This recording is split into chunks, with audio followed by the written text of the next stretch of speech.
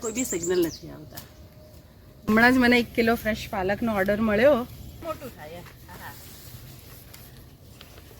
અને અમારા બાળકો મસ્જિદ વાળું પ્યાજ એવું બોલે. અચ્છા. ને કોઈને બી રિક્વાયરમેન્ટ હોય વેજીટેબલ્સની, જેમ કે અમારા પાસે અવેલેબલમાં છે સ્પ્રિંગ ઓનિયન, સ્પિનચ, મેથી ને ફુલાવર છે ને પત્તા ગોબી અવેલેબલ છે, તો કોન્ટેક આપેલો છે, તો આપ કોલ કરી શકો છો. ને મિનિમમ 1 kg નો ઓર્ડર છે, તો ઓલ ઓવર દાહોદમાં ડિલિવરી કરી શકીએ છીએ. આ મારું નાનું ખેતર છે. ઘણા ટાઈમથી મારી વિલિંગનેસ હતી કે હું મારું વેજીટેબલ્સ ને અનાજ જાતે ઉગાડું. 10 વર્ષથી શીખ્યા પછી ધીસ ટાઈમ અમે થોડા વધારે સક્સેસફુલ થયા છે. આજુબાજુ અમે પાલક, મેથી, ગાજર, મૂળા, ફ્લાવર, કેબેજ, ઓનિયન્સ, લસણ બધું ઉગાડેલું છે. કદાચ તમને ભાઈ બતાવશે, યુ કેન સી, જોઈ શકાય. મારી ઈચ્છા છે કે હું જે ઓર્ગેનિક શાકભાજી ખાવાની મારી જે છે એવું બાકીના લોકો પણ એપ્રિશિએટ કરે, અને દિલની એવી ઈચ્છા છે કે મને ખાવું છે અને ખવડાવવું છે. Hi guys, how are you? Hope you are amazing. David Smile, because smile is a medicine life. અને આજે મેં આવી ગયો છું ઉકાટી ગામમાં, જ્યાં બાજુ ડૉક્ટર મુનિરાબેન ઘીલાવાલાએ ઓર્ગેનિક ફાર્મિંગ સ્ટાર્ટ કર્યું છે. તો આવો આપણે આજે વિઝિટ કરીએ એમના ફાર્મની. આવો.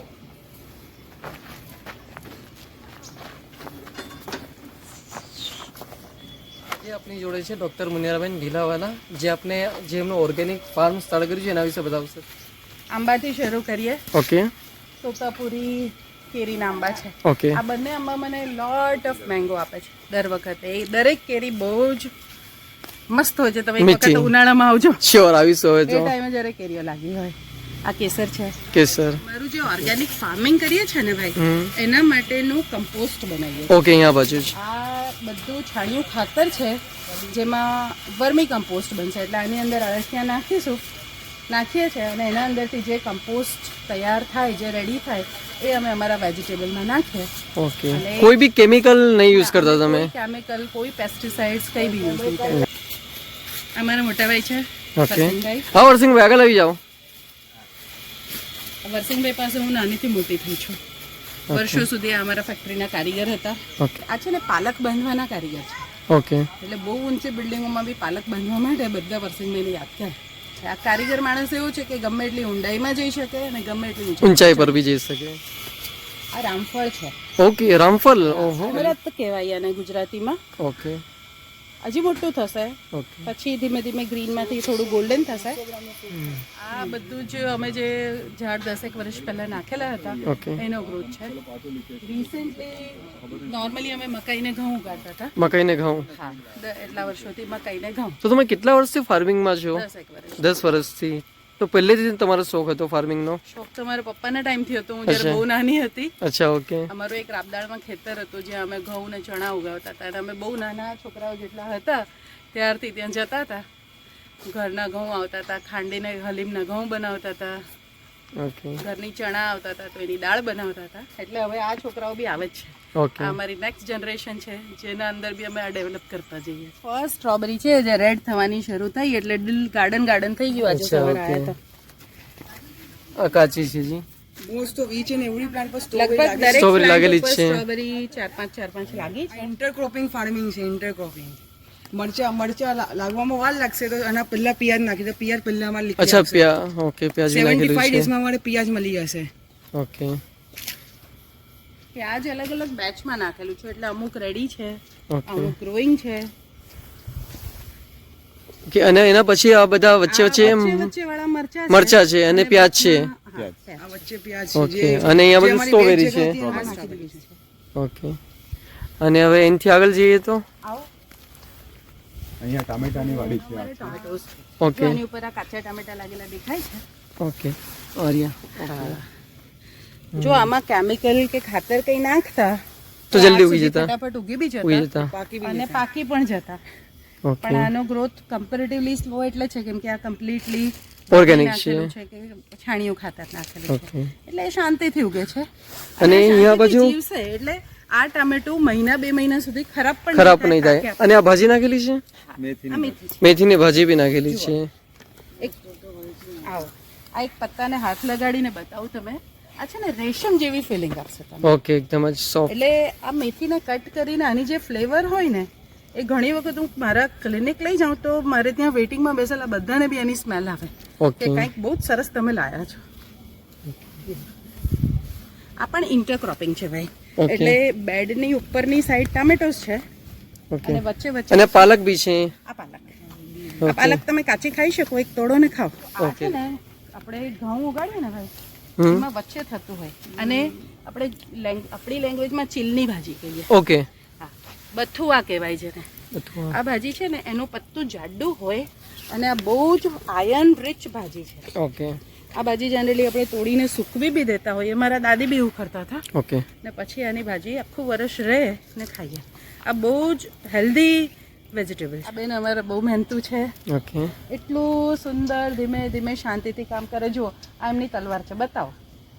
અચ્છા. ઓકે. આ એટલી સરસ નાની એની પાસે કુવાડી છે, શાંતિથી ધીરે ધીરે ધીરે ધીરે બધું ક્લીનિંગ કરે એનું અને એમને જોઈ એમને કામ કરતા જોઈ રહેવાની બી અલગ મજા. ઓકે. આ બીટરૂટ. અચ્છા, બીટરૂટ બી કર્યું છે અહીંયા બાજુ. આ એટલો ક્યારો બીટરૂટ નું છે. જુઓ આ જે રેડ સ્ટેમ છે ને ઓકે. બીટરૂટ ની ભાજી પણ ખવાય. હા. એટલે આ ફ્રેશ જે છે ને અને આપણે જેમ પાલક તોડીને ખાઈએ છીએ એ રીતે આ બીટરૂટ ના જે છે એ બી ખાઈ શકીએ. ખાઈ શકાય છે. આની ભાજી બહુ જ હેલ્ધી કહેવાય અને બહુ જ સરસ ટેસ્ટમાં પણ બહુ ફાઇન હોય. છેલ્લા કોર્નરમાં અમે થોડુંક લસણ નાખેલું છે જે લાસ્ટ ક્યારો છે. હા. લસણ બી છે નાખેલું ત્યાં બાજુ. અને થોડુંક છે ખાવા ઓકે. માટે પૂરતું. ઓકે. ને આ આ ફ્લાવર છે. ફ્લાવર. અચ્છા. ઓકે. ઓકે. ફ્લાવર્સ એકદમ સરસ ઉગ્યા છે નહીં? ફ્લાવર બહુ સરસ થયા. ફ્લાવર ઉગેલા એટલા પ્રિટી લાગે ને ખેતરનો આખો લુક બદલી આપે. જો એક બીજું મસ્ત ફ્લાવર અહીંયા છે. આવો. એકદમ સુંદર છે. નાનકડું છે. ફ્લાવર બુકે જેવું છે. આ ભાજી છે ને તો દર વખતે આપણે મોહરમમાં જમીએ ને અચ્છા, એ વાત. મળતી નહીં એટલે અમે ખાસ એ રીતે રાખી ઉગાવી છે કે ટાઈમ આપણા પાસે હોય. ઓકે. ખાસી ભાજી છે. આ વચ્ચે વચ્ચે રીંગણ છે. રીંગણા બી કર્યા છે. રીંગણા બી 2-3 જાતના છે. અમુક ગ્રીન છે, અમુક પેલા ભડથાના રીંગણા છે. શરૂઆત થઈ છે હજી રીંગણા હજુ ઓ નાખવાના. વાવ, એકદમ બ્યુટીફુલ. પત્તા ગોબી તો કેટલી ફાઇન લાગી રહી છે ને. પત્તા ગોબી તો એકદમ સોલે કલાએ ખીલી ગઈ છે. તમે જો લુક વાઇઝ હોય ને તો પત્તા ગોબી, વાહ. હા, પત્તા ગોબી.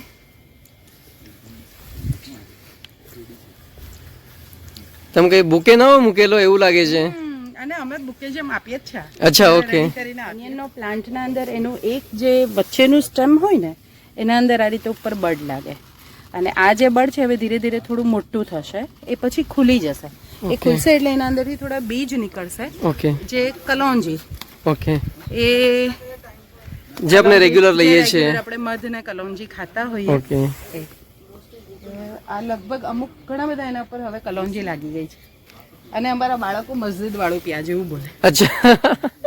મસ્જિદ મસ્જિદ વાળું પ્યાજ કે ઉપરનું બધું એવું છે. અચ્છા, ગુંબદ જેવું. મસ્જિદના ગુંબદ જેવું. ગુંબદ મસ્જિદ જેવું વાળું પ્યાજ એવું. મારા ફાર્મમાં આવવાની એક બહુ જ ગ્રેટ વસ્તુ એ છે કે અહીંયા કોઈ બી સિગ્નલ નથી આવતા. એટલે તમારો મોબાઈલ વાગે નહીં, મેસેજ ના આવે.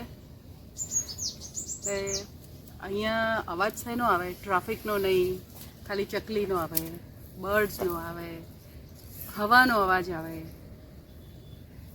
ક્યારેક પતંગિયા ઘણા બધા દેખાય, ક્યારેક અમારા કોકક બોલતા હોય, અમારી સાથે બાળકો આવ્યા હોય એનો અવાજ હોય. એટલે હું સોમથી શનિ કન્ટિન્યુઅસ 18 કલાક પ્રોફેશનલ જોબ કરું છું, પણ આ રવિવારના 2 કલાક જે મારા માટે હોય ને એ બહુ રિચાર્જિંગ હોય. જ્યારે અમે શરૂઆતમાં જગ્યા લીધી અને ફર્સ્ટ ટાઈમ આ પ્લાન્ટિંગ કર્યું, આ જેટલા ઝાડ છે 50+ બધા ફ્રૂટના પ્લાન્ટ્સ છે, ત્યારે અમારા પાસે પાણી અને લાઇટ અહીંયા નહોતું. અમે દાહોદથી અમારા ટેમ્પામાં પાણી લાવી અને અહીંયા નાખીને બધાને ઉછેર્યા છે. અમારો શોખ હતો અને હતું કે અમને ફાર્મિંગ કરવું જ છે અને સાથે આજુબાજુના ખેતરોમાંથી પાણી લઈ અને અમે ઘઉં અને મકાઈની પણ ખેતી કરી છે. અને 10 વર્ષથી અમે અમારા ઘર જાતે પકવેલા ઘઉં અને મકાઈ જ અમારા ઘર માટે અને બીજા અમારા ફેમિલી ફ્રેન્ડ્સને પણ આપી અને યુઝ કરીએ છીએ. અને यहाँ पर जो आવીને देखूँ કે ડૉક્ટર મુનેરાબેન ઝીલાવાલાએ જે 10 વર્ષથી મહેનત કરીને બનાવ્યું છે અને અમારા ઘણા લોકો સપોર્ટ બી કર્યો છે એમનો. અને એકદમ જ ખૂબસૂરત છે અને બધા જ વેજીટેબલ ઓર્ગેનિકલી ઉગાવવામાં આવ્યા છે અને કોઈ બી કેમિકલનો યુઝ નથી થયો. તો મેં હાઈલી રેકમેન્ડ કરું છું કે તમારે અગર જો ફ્રેશ વેજીટેબલ અને ઓર્ગેનિક વેજીટેબલ જોઈતા હોય તો જે વિડીયોમાં નંબર આપેલો છે એના પર કોન્ટેક્ટ કરજો, ઓર્ડર આપજો. જો અગર હવે જવાનો ટાઈમ થઈ ગયો છે, જો અગર તમે આવા જ વિડીયો દેખવા માંગતા હોય તો મારી ચેનલને લાઇક કરો, શેર કરો, સબસ્ક્રાઈબ કરો અને કોમેન્ટ કરી બતાવો તમે આગળ મારી ચેનલ પર કેવા વિડીયો દેખવા માંગો છો. Okay, bye, take care.